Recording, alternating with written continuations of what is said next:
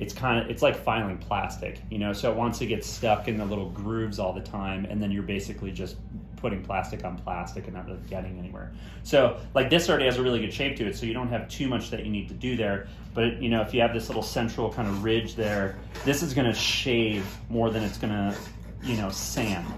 And you can see this stuff's all white, which means it's all epoxy. When you get into the carbon fiber, it'll be black. So this is kind of step one for just like knocking down the big stuff, and you can see the highs and the lows, you know, pretty obviously, like when you sand anything. So step one is to go through, do this, do your general shaping. That's usually as much as you get done today. You know, and there's going to be all those drip, kind of low drip marks, you know, because, you know, gravity pulled all that stuff around.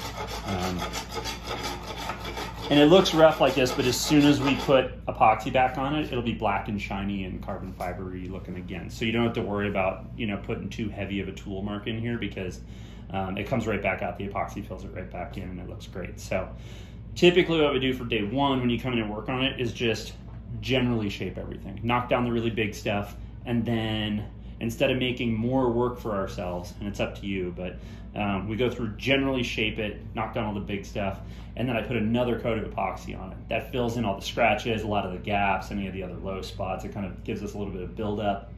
And then when you come back, you start sanding on it to actually smooth it out. So the epoxy layering really helps reduce the amount of tooling work, because the carbon fiber is really hard. Like the carbon fiber is going to ruin sandpaper in a file like real quick, you know, because you're just filing on something that's hard as stone at that point, you know.